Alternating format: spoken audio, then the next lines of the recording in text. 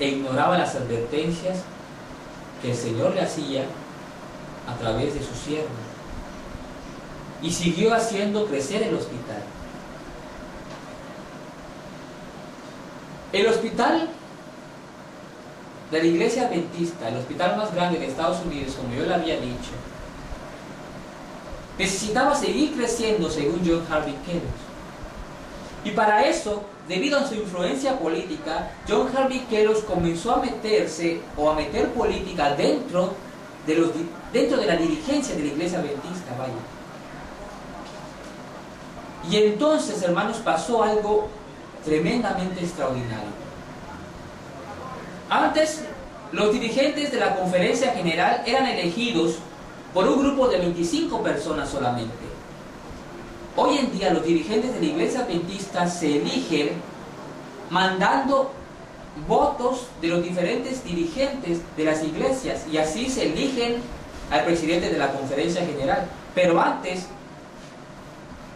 solamente 25 personas podían escoger quién era o quién iba a ser el presidente de la conferencia general. Y John Harvey Kellogg, muy inteligente, sabía que si lograba manipular 13 mentes de aquel concilio, por así decirlo, entonces él podía hacer lo que él quisiera, y así lo hizo. Influyó de tal manera en 13 personas que él logró poner al presidente que quería poner en la conferencia general. Cuando logró sus objetivos, comenzó a influirle ideas en la mente de los dirigentes de la iglesia. Empezó a decirle que el hospital tenía que crecer todavía más, y que para que se pueda lograr ese objetivo tenían que recibir aportaciones, mucho dinero, y que siendo el hospital o estando el hospital a nombre de una congregación religiosa, a nombre de la Iglesia Adventista, no iban a recibir donaciones de parte de las personas que no eran cristianas, ¿vale? Y que la necesidad era de poner las instituciones, algunas de las instituciones de la iglesia, a nombre de una asociación filantrópica. Entonces pasó algo tremendo, hermanos. El día en que el acuerdo iba a ser llevado o fue firmado con los abogados para poner el hospital de Battle Creek y otras instituciones a nombre de la asociación filantrópica, Elena de White envió una carta hasta la dirigencia de la iglesia. En esa carta, Elena de White mostraba lo que el Señor le había señalado o revelado en una visión. Y en esa visión, Elena de White escribió: he visto a nuestros hermanos reunidos con los abogados para cambiar nuestros estatutos y las propiedades. Esto lo había escrito, hermanos, 3 o 4 semanas antes de que la firma de ese documento en el que se ponían todas las propiedades de la iglesia a nombre de la asociación filantrópica se llevara a cabo. Pero llegó esa carta a manos de los dirigentes de la iglesia el mismo día o después, el mismo día después de que esa operación se llevó a cabo. O sea, después de que las propiedades habían pasado a nombre ya de otras instituciones, llegó la carta de Elena de White. Y cuando los dirigentes vieron esa carta y leyeron lo que decía, entendieron rápidamente que lo que habían hecho había sido un error y que esa carta iba dirigida completamente por el Señor. Entonces quisieron echarse para atrás y fueron hasta los abogados, pero nuevamente John Harvey Kellogg, con sus engaños, con su audacia para engañar, les dijo: si ustedes echan para atrás este compromiso, el estado de Chicago ya no nos va a permitir laborar como hospital. Entonces la operación se quedó así como había sido realizada, y el hospital y otras instituciones de la Iglesia Adventista pasaron a formar parte de la nueva asociación filantrópica. Cuando se llevó a cabo el término de la relación entre el Dr. Harvey Kellogg con la Iglesia Adventista, todas estas instituciones se perdieron por completo, se perdieron escuelas, se perdieron hospitales, un hospital acá en Guadalajara se perdió también. Bueno, muchas cosas, hermano. Elena de White recibió una visión en la que veía a un ángel parado sobre el hospital de Battle Creek con una espada de fuego desenvainada. A los pocos días de esa visión, después de que Elena de White le había mandado las cartas a los dirigentes y al mismo Kellogg de lo que había visto, a los pocos días el hospital de Battle Creek comienza a incendiarse, comienza a quemarse. Y entonces John Harvey Kellogg venía de California y en la estación del tren de Chicago, cuando se bajó a comprar algo para comer, él vio en el periódico su amado hospital, por el que tanto había luchado y el que tanto había puesto su esfuerzo para hacerlo crecer, como estaba completamente quemado.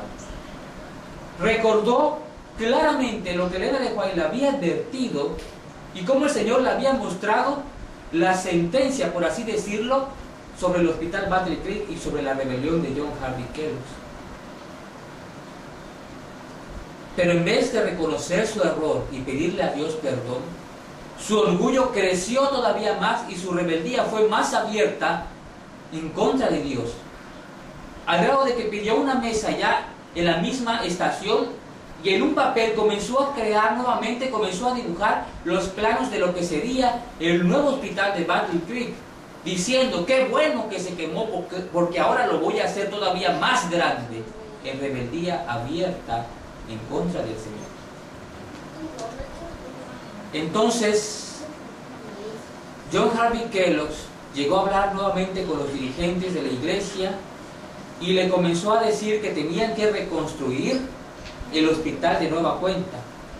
Elena de White mandó nuevamente sentencia y dijo que no debía de reconstruirse de nuevo su hospital porque no era el plan de Dios, sino que el plan de Dios era que se quedara así y que se abrieran otras instituciones de salud por diversas partes del mundo.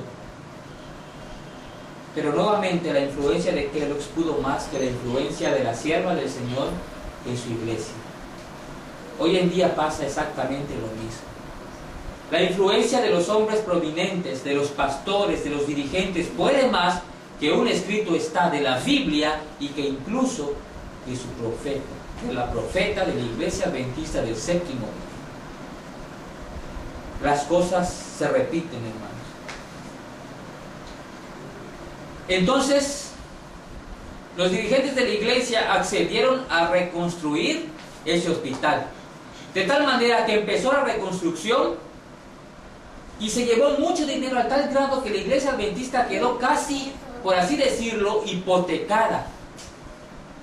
Los gastos en los que se estaba incurriendo en la reestructuración del hospital fueron demasiados. Y entonces, hermanos, vino la idea de uno de los dirigentes de la iglesia, recordó, por así decirlo, lo que había sucedido cuando Elena de White escribió el libro de palabras de vida del gran maestro. O sea, recordó que cuando se quería abrir uno de los colegios adventistas en Battle Creek, Elena de White escribió el libro llamado Palabras de vida del gran maestro.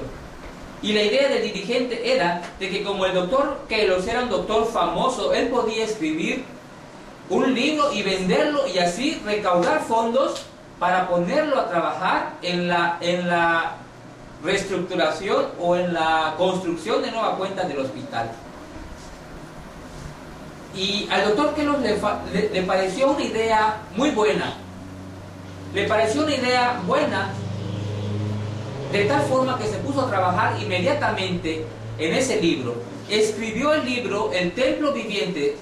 Nada más para que ustedes tengan una idea de la capacidad que tenía este doctor. Escribió el libro en 3 semanas solamente. Era un libro de más de 350 hojas. Tremendo, hermano.